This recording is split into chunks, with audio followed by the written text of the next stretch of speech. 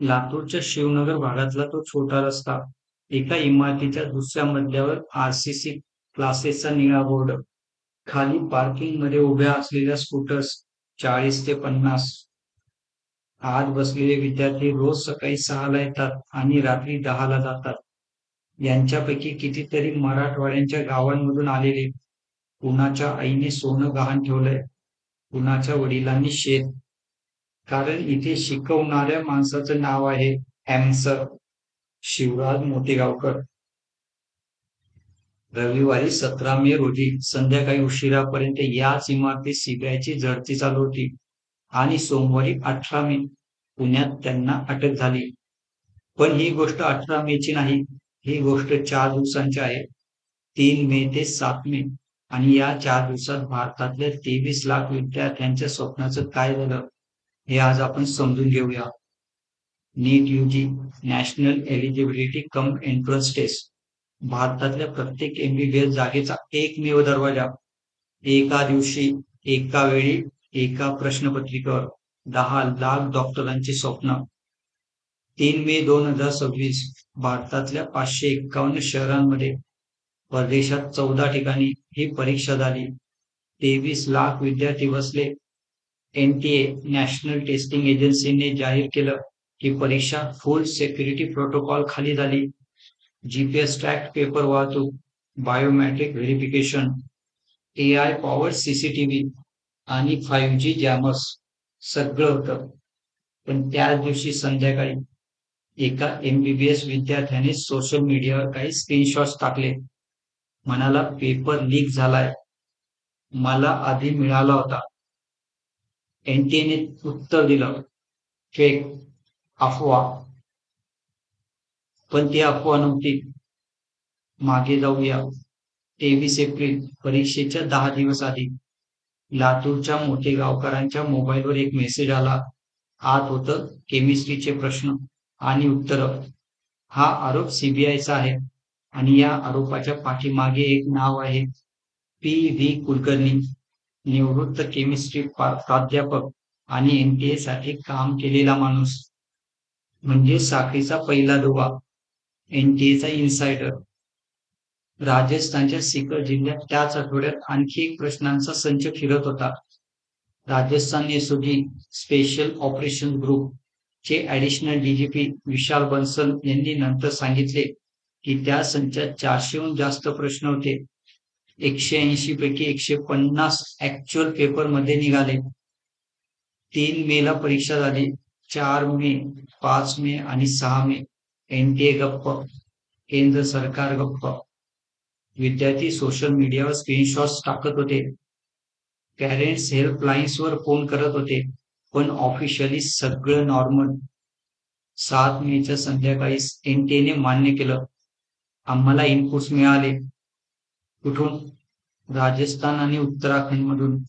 म्हणजे 4 दिवस उशिरा. आता इथे एक प्रश्न तयार होतो.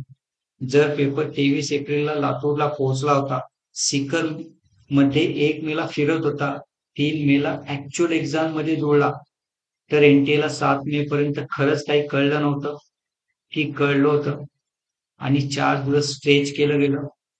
या प्रश्नाचं उत्तर एनटीएने अजून दिलेले नाही. 8 मे एनटीएने इनपुट सेंट्रल एजन्सीकडे पाठवले. 8 ते 11 मे या काळात अटका सुरू झाल्या. नाशिकच्या इंदिरानगर मधून शुभम खेरनार, 30 वर्षांचा बीएमएस पदवीधर पकडला गेला. त्याचे वडील डॉक्टर मधुकर खेरनार म्हणाले, माझा मुलगा निर्दोष आहे. दिल्ली, जयपूर, गुरुग्राम, अहिल्यानगर मधूनही अटका झाल्या. 12 मे एनटीएने परफेक्शन्स कॅन्सल केली. प्रेस नोटवर एनटीए डायरेक्टरची सही. कारण ट्रान्सपरन्सी इन द सिस्टीम आणि प्रकरण सीबीआयकडे. 13 मेला सीबीआयने ताबा घेतला. राजस्थान एसओजी कडून सगळी कागदपत्र हस्तांतरित. 14 मेला मनीषा वाघमारे अटक. 16 मेला मनीषा गुरुनाथ मांढरे पुण्याच्या मॉडर्न कॉलेज शिवाजीनगर मधल्या बायोलॉजीच्या प्राध्यापिका दिल्लीत अटक. 2002 पासून म्हणजे 24 वर्ष त्या शिकवत होत्या. 11वी 12वीच्या मुलांना एनटीएने त्यांना इंडिव्हिज्युअल कॅपॅसिटी मध्ये कॉन्फिडेन्शियल कामासाठी नेमलं होतं. कॉलेज प्रशासनाला कळवायचं नाही म्हणजे साखळीचा दुसरा दुवा. आणखी एक एनटीए इन्सायडर. 18 मे आज मोतेगावकर पुण्यात पकडले गेले.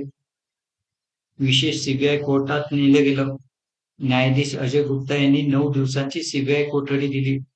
कोर्टाने स्पष्ट सांगितलं, इतर सह आरोपी ओळखण्यासाठी, डिजिटल पुरावे आणि फायनान्शियल ट्रेल तपासण्यासाठी ही कोठडी आवश्यक आहे. त्याच दिवशी संसदेच्या स्टँडिंग कमिटी ऑन एज्युकेशनने एनटीएचे चेअरमन प्रदीप कुमार जोशी यांना समन्स पाठवलं. मनीषा मांढरे आणि इतर 5 आरोपींना 7 दिवसांची पोलीस कोठडी. आता पूर्ण साखळी समोर आहे. एनटीए इन्सायडर्स कुलकर्णी आणि मांढरे, तेथून लातूरच्या कोचिंग साम्राज्य, मोतेगावकर, आरसीसी, 40,000 विद्यार्थी आणि 9 शाखा. त्या ठिकाणाहून सिकर डिस्ट्रीब्युशन नेटवर्क, दिवाल ब्रदर्स, त्यानंतर व्हॉट्सॲप, तेथून महाराष्ट्र, हरियाणा, राजस्थान, बिहार, उत्तराखंड मधले निवडक विद्यार्थी. आणि या पूर्ण साखळीच्या दुसऱ्या टोकाला 23 लाख विद्यार्थी जे प्रामाणिकपणे परीक्षेला बसले होते. 2024 साली एकदा हे घडलं होतं. तेव्हा सर्वोच्च न्यायालयाने आदेश दिले होते की राधाकृष्णन समितीची स्थापना झाली होती. समितीने शिफारशी दिल्या. पेपर ट्रान्सपोर्ट नियंत्रण, आयडेंटिटी व्हेरिफिकेशन कडक, प्रिंटिंग सेक्युरिटी मध्ये वाढ. 2 वर्षात एनटीएने काय काय अंमलात आणलं? डॉक्युमेंटेड रेकॉर्ड सांगतो, खूपच थोडं. इंडिव्हिज्युअल कॅपॅसिटी अपॉइंटमेंट तसेच चालू. कॉलेज प्रशासनाला अंधारात ठेवून इन्साइडर हायरिंग त्याच पद्धतीने चालू.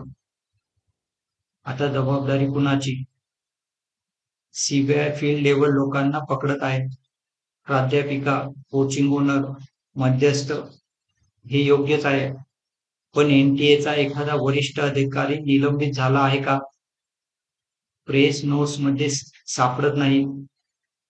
पार्लिमेंटरी कमिटी पुढच्या बैठकीत हे विचारेल का?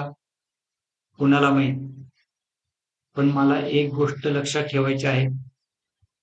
3 मे 2026 ला पहाटे 4 वाजता उठून आंघोळ करून आईच्या हातचा पोह्यांचा डबा घेऊन परीक्षा केंद्रावर पोहोचलेला एक मुलगा, उस्मानाबादचा किंवा गडचिरोलीचा किंवा कोल्हापूरचा, त्याला माहित नव्हतं की 10 दिवस आधीच त्याच्याच राज्यातल्या लातूरमध्ये कुणाच्या तरी फोनवर तोच पेपर पडलेला होता. त्याने 3 तास प्रामाणिकपणे पेपर सोडवला, घरी आला, वाट पाहत होता निकालाची. 12 दिवसांनी त्याला कळलं परीक्षाच रद्द.